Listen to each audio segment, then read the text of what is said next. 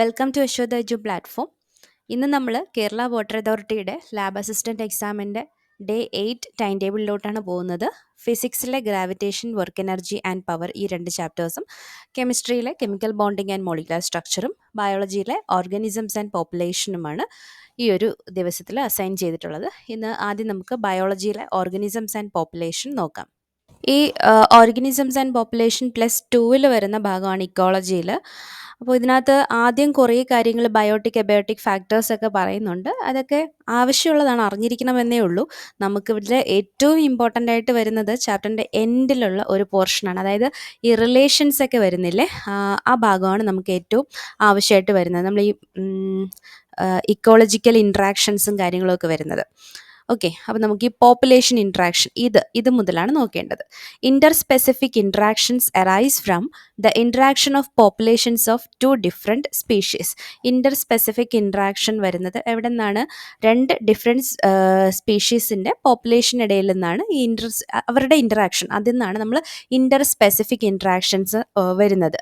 They could be beneficial. Okay, അപ്പോൾ 2 different species തമ്മിലുള്ള ഒരു അവരുടെ റിലേഷൻ, ചിലപ്പോൾ അത് അവർ എങ്ങനെ മറ്റേതായിട്ട് ബന്ധപ്പെട്ടിരിക്കുന്നത്, അല്ലെങ്കിൽ എങ്ങനെയാണ് അവർ ഇൻട്രാക്ട് ചെയ്യുന്നത്, ചിലപ്പോൾ എന്താണ് ബെനിഫിഷ്യൽ ആയിട്ടുള്ളതായിരിക്കും, അല്ലേ, ഗുണമുള്ളതായിരിക്കാം, ചിലപ്പോൾ ഡെട്രിമെൻ്റൽ ആയിരിക്കാം, ചിലപ്പോൾ എന്താണ് ന്യൂട്രൽ.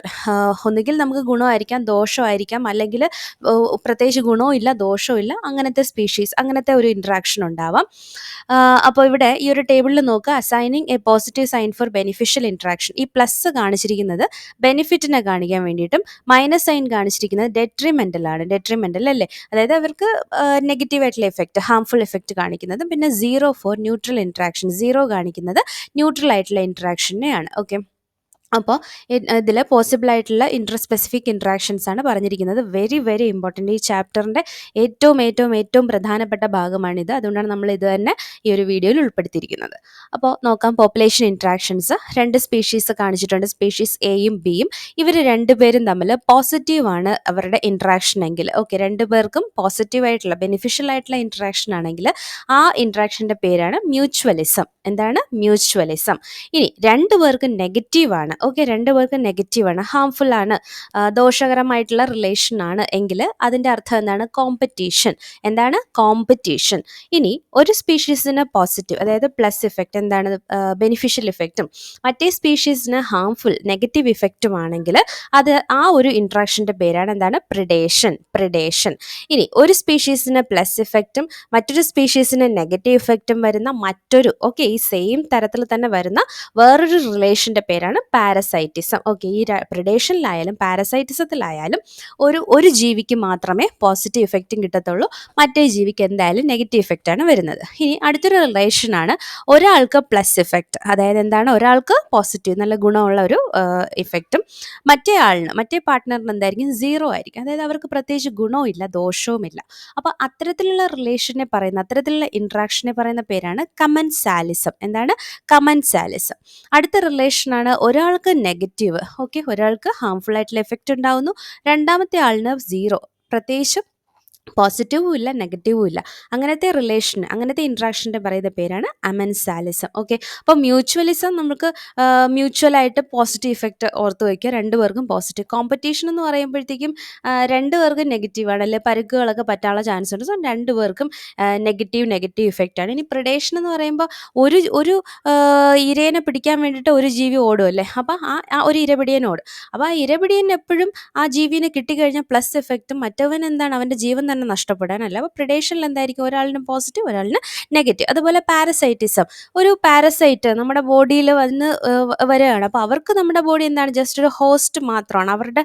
അവർക്ക് ജീവിക്കാനുള്ള എന്താണ്, ഒന്നുകിൽ ഷെൽട്ടറിന് വേണ്ടിയിട്ടോ അല്ലെങ്കിൽ അവരുടെ ലൈഫ് സൈക്കിൾ കണ്ടിന്യൂ ചെയ്യാനായിട്ടുള്ള ഒരു വെക്ടറായിട്ടോ അങ്ങനെയൊക്കെ ആയിരിക്കും ഈ പാരസൈറ്റ്സിന് ഒരു ഹോസ്റ്റിൽ വരുന്ന ഇൻട്രാക്ഷൻ. അപ്പോൾ എങ്ങനെ നോക്കിയാലും പാരസൈറ്റിന് പോസിറ്റീവ് ഇഫക്റ്റും മറ്റേ വന്നിരിക്കുന്ന ആ ഹോസ്റ്റ് ഉണ്ടാവത്തില്ലേ, ആ ഹോസ്റ്റിന് ഒരു നെഗറ്റീവ് ഇഫക്റ്റും ആയിരിക്കും ഉണ്ടായിരിക്കുന്നത്, അല്ലേ. അപ്പോൾ പാരസൈറ്റിസം.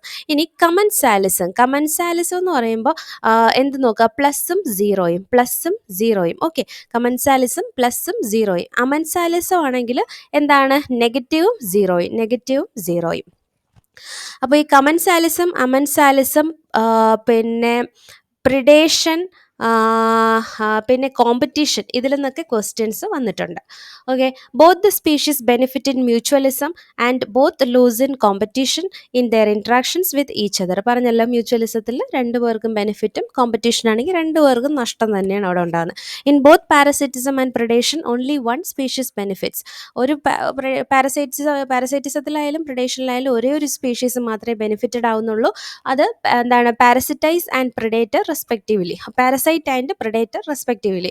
ആർക്കാണ് അതിൽ ഗുണം ഉണ്ടാവുന്നത്? പ്രിഡേറ്ററിനും അതുപോലെ പാരസൈറ്റിസത്തിൽ പാരസൈറ്റിനും.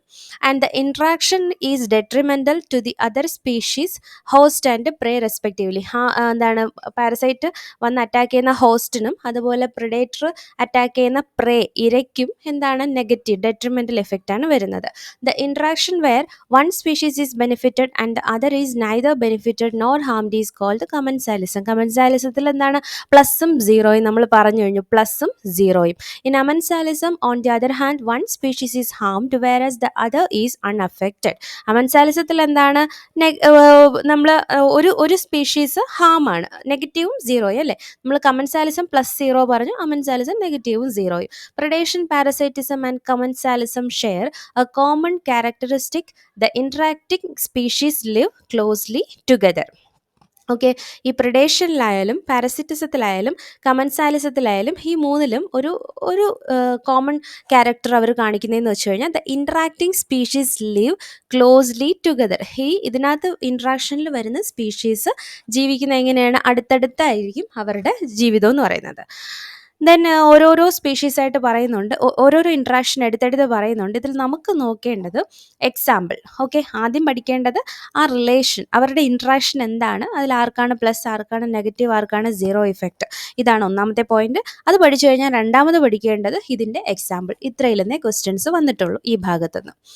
ഇനി നമുക്ക് ഈ പ്രിഡേഷനിൽ വരുന്ന എക്സാമ്പിൾ നോക്കാം. ടൈഗറും ഡിയറും അല്ലെ, കടുവയും മാനും ഒരു എക്സാമ്പിളാണ്. ഇതുപോലെ ഏത് ഇരപിടിയന്മാരെയും വെച്ചിട്ട് നമുക്ക് എക്സാമ്പിൾ പറയാൻ പറ്റുമല്ലോ, ഈസി അല്ലേ.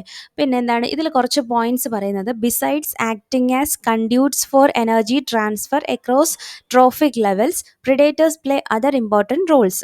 ഈ പ്രിഡേറ്റർ ഇങ്ങനെ പ്രേയും പ്രിഡേറ്ററും ഒക്കെ ഉള്ളത് കാരണം ഒരു ട്രോഫിക് ലെവലിൽ നിന്ന് അടുത്ത ട്രോഫിക് ലെവലിലോട്ട് പോകുന്നവർ എനർജി ട്രാൻസ്ഫറിൻ്റെ ഫ്ലോ ഇങ്ങനെ നടന്നുകൊണ്ട് പോവല്ലേ. പക്ഷെ അതിന് പുറമെ മറ്റു ചില എന്താണ് റോളും ഇവർക്ക് ഉണ്ട്. അതായത് ഇങ്ങനൊരു ഇൻട്രാക്ഷൻ യൂണിവേഴ്സിൽ വേണം. അതിൻ്റെ മറ്റു കാര്യങ്ങൾ എന്തൊക്കെയാണ്? ദേ കീപ് പ്രേ പോപ്പുലേഷൻസ് അണ്ടർ കൺട്രോൾ. അതായത് അവരുടെ പ്രേയുടെ പോപ്പുലേഷനെ അവർ കൺട്രോളിലാക്കാനെന്നുള്ള ഒരു റോളും കൂടി ഇവന്മാർക്ക് ഉണ്ട് എന്നുള്ളതാണ്. അല്ലെങ്കിൽ ഈ ഒരു ഇൻട്രാക്ഷൻ്റെ റിസൾട്ടായിട്ട് വരുന്നതാണ്. Predators also help in maintaining species diversity in a community by reducing the intensity of competition among competing prey species. അതുപോലെ ഈ പ്രിഡേറ്റേഴ്സിന് മറ്റൊരു റോള് വരുന്നത്, നമ്മൾ ഇങ്ങനെ പ്രേയും പ്രിഡേറ്റേഴ്സൊക്കെ ഉള്ളത് കാരണം തന്നെ എന്താണ്? അവരുടെ കമ്മ്യൂണിറ്റി, ഒരു സ്പീഷീസിൻ്റെ ഡൈവേഴ്സിറ്റി മെയിൻറ്റെയിൻ ചെയ്ത് പോവാനും ആർക്ക് പറ്റും? ഈ പ്രിഡേറ്റർ ഇൻട്രാക്ഷനിൽ പറ്റും. Okay, by reducing the intensity of competition among competing prey species. അടുത്ത് പറയുന്ന കുറച്ച് ഫീച്ചേഴ്സൊക്കെയാണ്. Some species of insects and frogs are cryptically coloured, that is camouflaged to avoid being detected easily by the predator. ചിലരെന്താണല്ലേ, അവർക്ക് colour change കാണിക്കും, ചില ഇൻസെക്റ്റുകൾ, ഫ്രോഗുകൾ. കാരണം എന്തിനാണ്? അവരെ പ്രിഡേറ്ററിൽ നിന്ന് മറഞ്ഞിരിക്കാൻ വേണ്ടിയിട്ടല്ലേ, രക്ഷപ്പെടാൻ വേണ്ടിയിട്ട് അവർ കാണിക്കുന്ന അവരുടെ ഒരു ഡിഫെൻസ് മെക്കാനിസം. അതുപോലെ ചിലരെന്താണ് പോയ്സണസ് ആയിരിക്കും. സം ആർ പോയ്സണസ്, ചിലരെന്തായിരിക്കും? പോയ്സണസ് ആയിരിക്കും. അങ്ങനെ പ്രിഡേറ്റേഴ്സിനെ അവോയ്ഡ് ചെയ്യാൻ പറ്റും. Example, the monarch butterfly is highly distasteful to its predator bird because of a special chemical present in its body. ഒരു പക്ഷി, ഈ പക്ഷികളെ കഴിക്കുന്ന ഒരു ബട്ടർഫ്ലൈ ആണ് മൊണാർക്ക് ബട്ടർഫ്ലൈ. ആ ബട്ടർഫ്ലൈയുടെ പ്രത്യേകത അതിന് പ്രത്യേകിച്ച് ടേസ്റ്റ് ഒന്നും കാണത്തില്ല, ഡിസ്റ്റേസ്റ്റ്ഫുൾ, ടേസ്റ്റ് ഇല്ലായ്മ.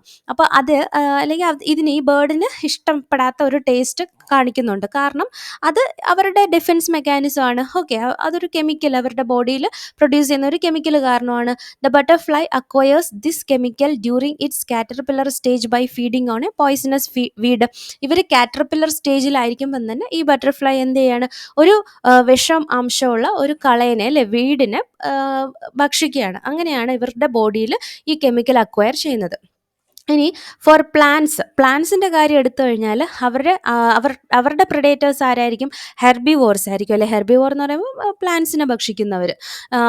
അപ്പോൾ ഇനി ഇതിനകത്ത് example, okay, plants therefore have evolved an astonishing variety of morphological and chemical defences against herbivores. അതുകൊണ്ട് തന്നെ പ്ലാന്റ്സിനും അവരുടെ പ്രിഡേറ്റേഴ്സിൽ നിന്ന് രക്ഷപ്പെടാൻ വേണ്ടിയിട്ട് ചില ഫീച്ചേഴ്സ് അവരുടെ ബോഡിയിലുണ്ട്. കെമിക്കൽ ഡിഫൻസ് ആവാം, മോർഫോളജിക്കൽ എന്ന് വെച്ചാൽ ഔട്ടർ ഫിസിക്കലായിട്ടുള്ള ഡിഫൻസ് ഒക്കെ ആവാം. എന്തൊക്കെയാണ്?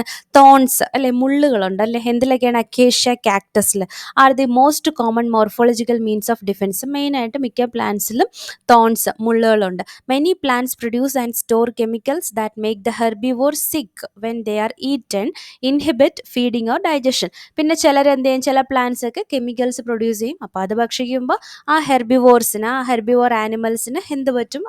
അവർക്ക് വയ്യാണ്ടാവും അല്ലേ. അത് കാരണം പിന്നെ എന്ത് ചെയ്യും? അവർ ഈ ഒരു പ്ലാന്റിനെ ഭക്ഷിക്കുന്നത് ഒഴിവാക്കും. എന്താണ്? Or digestion disrupt it's reproduction or even kill it. അപ്പോൾ ഇവർ ഇങ്ങനെ എന്താണ് ഈ പറയുന്ന കെമിക്കൽസിനെ ഉള്ളിലോട്ട് എടുക്കുന്നത് കാരണം പലതരത്തിലാണ് ഇവരുടെ ഈ ഹെർബിവോറിൽ അഫക്റ്റ് ചെയ്യുന്നത്. ചിലപ്പോൾ എന്താണ്? ഇൻഹിബിറ്റ് ഫീഡിങ് ഓർ ഡൈജഷൻ, അവരുടെ ഡൈജഷനെയൊക്കെ ഇൻഹിബിറ്റ് ചെയ്യപ്പെടാം, അല്ലെങ്കിൽ അവരുടെ റീപ്രൊഡക്ഷനെ ഡിസ്ട്രപ്റ്റ് ചെയ്യപ്പെടാം, അല്ലെങ്കിൽ അവരെ കിൽ ചെയ്യാൻ പോലും ഇത്തരത്തിലുള്ള കെമിക്കൽസിന് പറ്റും. A wide variety of chemical substances that we extract from plants on a commercial scale are produced by them actually as defences against grazers and browsers. അപ്പോൾ ഈ nicotine, caffeine, quinine, strychnine, opium, ഇതൊക്കെ പലതരത്തിലുള്ള chemicals ആണ് അല്ലേ. നമ്മൾ commercial സ്കെയിലിൽ പറയുന്ന chemicals ആണ്, അല്ലെങ്കിൽ പ്രൊഡ്യൂസ് ചെയ്യുന്ന കെമിക്കൽസ് ആണ്. അപ്പോൾ ഇവരെല്ലാം ശരിക്കും എന്താണ്? പ്രൊഡ്യൂസ് അല്ല, നമ്മൾ എക്സ്ട്രാക്ട് ചെയ്യുന്ന കെമിക്കൽസ് ആണ്. സോ ഇവരെല്ലാം ബൈ നേച്ചർ പ്ലാന്റ്സിന് ഇവരെയൊക്കെ കിട്ടിയിരിക്കുന്നത് അവരുടെ ഡിഫൻസിന് വേണ്ടിയിട്ടുള്ള എന്താണ് കെമിക്കൽസ് ആയിട്ടാണ്. അടുത്ത നമ്മൾ പഠിച്ച ഇൻട്രാക്ഷൻ കോമ്പറ്റീഷൻ പഠിച്ചിരുന്നല്ലേ. കോമ്പറ്റീഷൻ, അപ്പോൾ ഇതിൽ കുറച്ച് എക്സാമ്പിൾ, പണ്ടുതൊട്ടേയുള്ള എക്സാമ്പിളൊക്കെ പറയുന്നുണ്ട്. Shallow South American lakes visiting flamingos and resident fishes compete for their common food the zooplankton in the lake. Competition അല്ലേ, ആരൊക്കെ തമ്മിൽ കോമ്പറ്റീഷൻ ഉണ്ടാക്കും?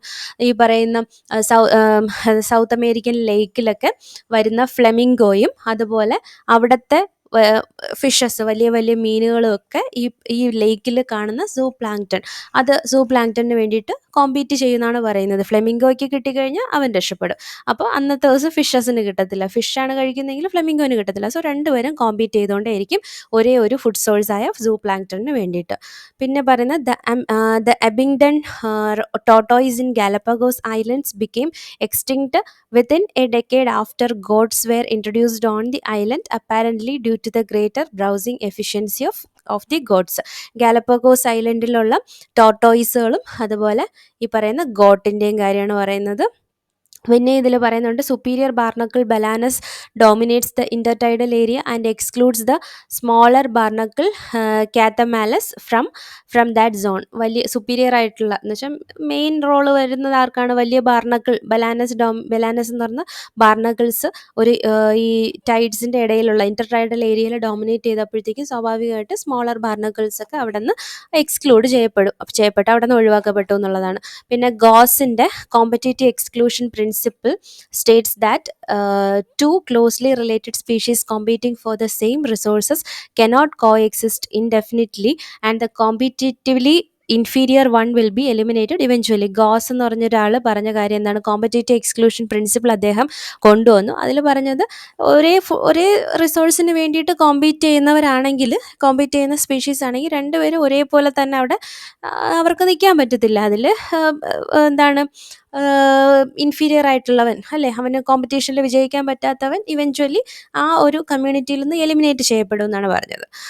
പിന്നെ ഇതിനകത്ത് this may be true if resources are limiting but not otherwise. More recent studies do not support such gross generalizations about competition. While they do not rule out the occurrence of interspecific competition in nature, they point out that species facing competition might evolve mechanisms that promote coexistence rather than exclusion.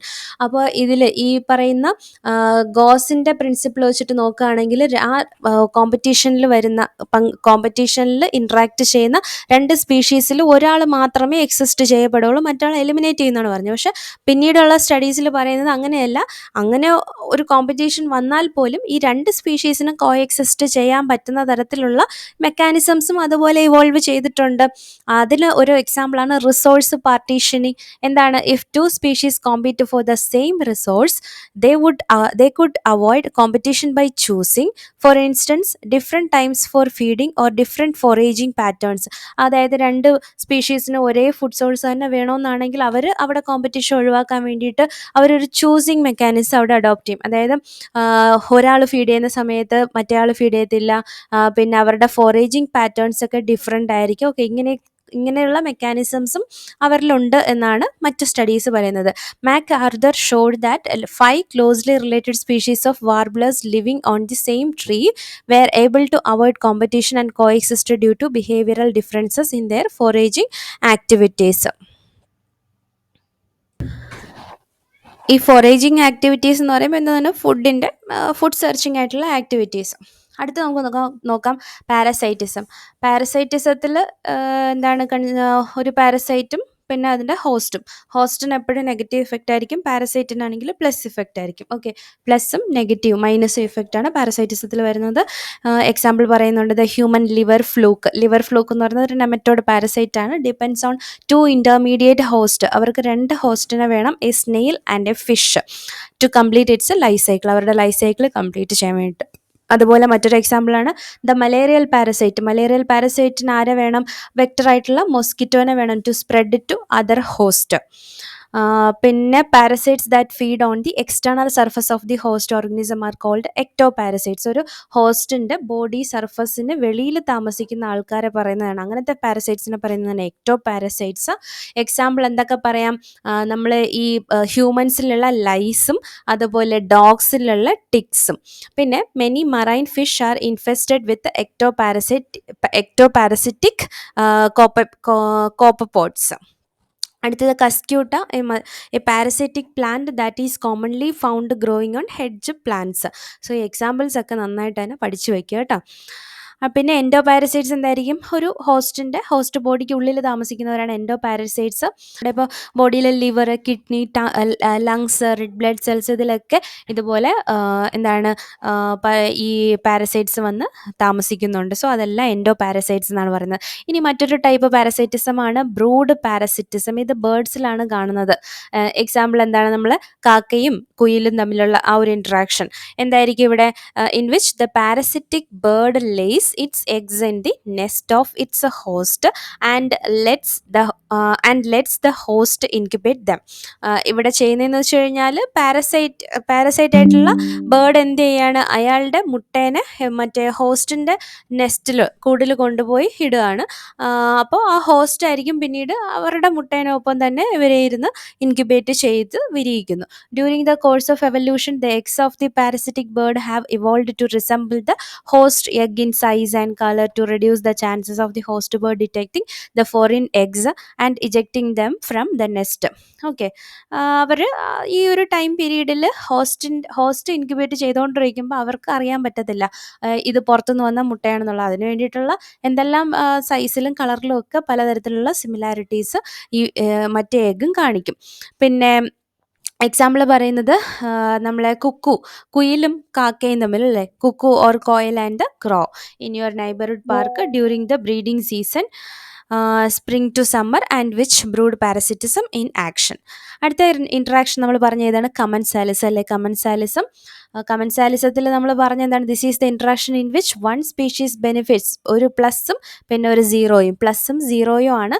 മറ്റേ ആളിന് എന്താണ്? Neither harmed or benefit ആണ്. Example an orchid growing as an epiphyte on a mango branch. ഓർക്കിഡും mango ബ്രാഞ്ചും. പിന്നെ barnacles growing ആണ് back of a whale. Okay, barnacles നമ്മുടെ whale തിമിംഗലത്തിൻ്റെ മേലെ ഇരിക്കുന്ന ബാർണക്കിൾസ്. അപ്പോൾ ഇതിൽ രണ്ടിലും മാംഗോ ട്രീക്കും അതുപോലെ വെയിലിനും പ്രത്യേകിച്ച് ഒരു ഗുണവും ഇല്ല ദോഷവും ഇല്ല, പക്ഷെ മറ്റേ ആളിന് ഗുണമാണ് കിട്ടുന്നത്. അതുപോലെ ദ കാറ്റിൽ, ഹെഗ്രറ്റ് ആൻഡ് ഗ്രേസിങ് കാറ്റിൽ, കന്നുകാലിയും കൊക്കും. ഓക്കെ. അപ്പോൾ ഇതൊക്കെയാണ്. ഇനി മറ്റൊരു example sea anemone that has stinging tentacles and the clown fish. Sea അനിമോണും അതുപോലെ ക്ലൗൺ ഫിഷും. അടുത്ത ഇൻട്രാക്ഷൻ നോക്കാം, മ്യൂച്വലിസം. മ്യൂച്വലിസത്തിൽ നമ്മൾ പണ്ട് തൊട്ടേ കേട്ടിട്ടുള്ള 2 കാര്യങ്ങൾ ഏതൊക്കെയാണ്? ഒന്ന് ലൈക്കൺ, പിന്നെ മൈക്കൊറൈസ. ലൈക്കൺ എന്ന് പറയുമ്പോൾ എന്തായിരിക്കും?